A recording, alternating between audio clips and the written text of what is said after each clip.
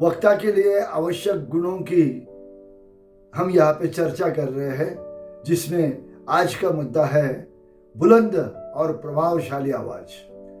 मित्रों, वक्ता की आवाज कैसी हो इसके बारे में मैंने पहले वीडियो में कुछ जानकारी आपको दी है। एक बात तो तय है कि वक्ता की आवाज बुलंद होनी चाहिए और प्रभावशाली होनी चाहिए।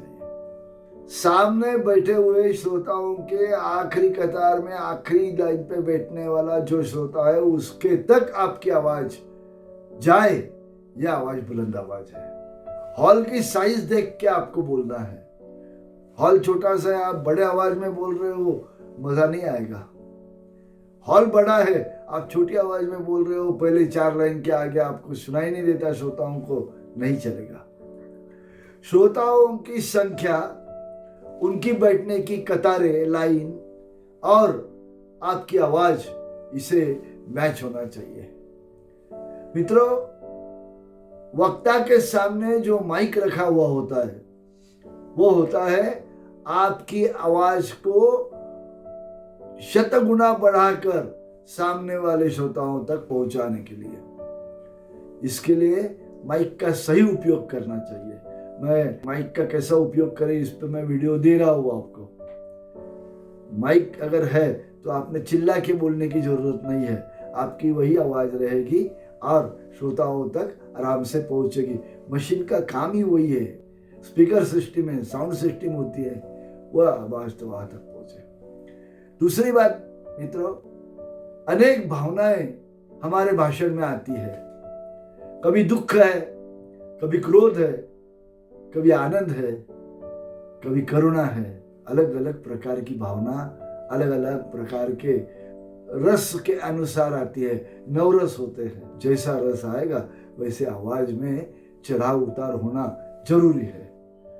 तो बुलंद आवाज होना जरूरी है, लेकिन बुलंद आवाज के साथ में आवाज में जो संगीत में होता है आरोह अवरोह, ऊपर जाना नीचे आना, सलग रहना, इस प्रकार से आवाज की भी जादू आपके भाषण के द्वारा आपके मुंह से आनी चाहिए। अगर आप युद्ध के बारे में बात कर रहे हो तो आपका आवाज बड़ा त्वेषपूर्ण रहेगा और आपके सैनिकों को, आपके देश के नागरिकों को एक अलग नई प्रेरणा के ऊंचाई पर आप लेके जाओगे। यह आपके भाषण की मैजिक, जादू रहेगी। इस प्रकार से आवाज में बुलंदी होना चाहिए और आवाज प्रभावशाली होना चाहिए। आपने कभी देखा है कोई गाने की महफिल में, आपने कभी सुना है कि आते ही गायक ने शुरुआत करते ही एकदम बड़े आवाज में गाना शुरू कर दिया? ऐसा कभी नहीं होता है।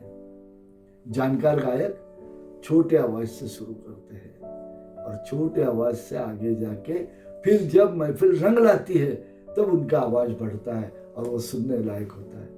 वक्ता भी शुरू से ना चिल्लाए, आवाज धीमा हो, शुरुआत में धीमा आवाज, ताकि श्रोता का पूरा ध्यान आपके तरफ आ जाए।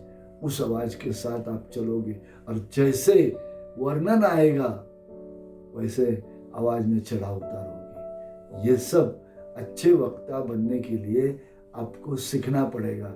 ये कोई किताबों में नहीं दी है, ये मेरी किताब में आने वाला है और आपको पढ़ने के लिए मिलेगा। जरूर पढ़िए और सुनिए।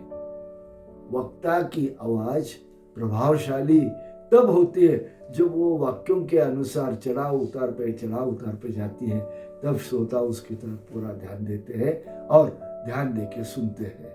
वक्ता की आवाज कैसी हो ये मैंने बताया, किताबों में नहीं मिलेगा आपको। फिर कहाँ मिलेगा? आज यूट्यूब का जमाना है। आप यूट्यूब पे अच्छे वक्ताओं के भाषण सुनिए। जैसे वो भाषण आप सुनोगे आपके ध्यान में आएगा। कुछ जगहों पे वो ख्यातनाम वक्ता की आवाज ऊपर जाती है, सीमा के ऊंची पर पहुंच जाती है, और कुछ जगह एकदम नीचे आ जाती है। आपने अटल बिहारी जी का भाषण सुना होगा। कभी कभी वो ऐसे त्वेष में बोलते हैं, उनका पूरा बदन हिलता है, और कभी कभी वो कवि मन के थे तो वो नीचे आके जब बात करते हैं, इतनी प्यारी बात लगती है उनकी, और उनके तरफ हर कोई आकर्षित हो जाता है। जिसे वक्ता बनना है उसके मन में एक ही वक्ता होता है, और वो होता है अटल बिहारी वाजपेयी, स्वर्गीय अटल बिहारी वाजपेयी, और उनका नाम चलता है। आवाज आपको लोगों के व्याख्यानों द्वारा सुनने मिलेगी। जो वक्ता चल बसे है उनकी भी भाषण यूट्यूब पे आपको सुनने मिलेगी। जो वक्ता आज है उनका टीवी पर देखने मिलेगा। जैसे भारत के तीसरी बार प्रधानमंत्री बने आदरणीय नरेंद्र मोदी जी का भाषण जब आप सुनते हो तो आपको आवाज की चढ़ाव उतार क्या होती है उनकी तरफ सुनने मिलती है। और उनकी और एक खास शैली है, नरेंद्र मोदी जी लोगों में सवाल करते हैं। एक्चुअली वक्ता ने श्रोताओं को सवाल नहीं करने चाहिए, लेकिन वो करते हैं और ये उनकी खास शैली है। वो सवाल करते हैं, क्या ऐसी सरकार आपको चाहिए? पूरा समुदाय कहता है नहीं चाहिए। ऐसी भ्रष्ट सरकार चाहिए? नहीं चाहिए।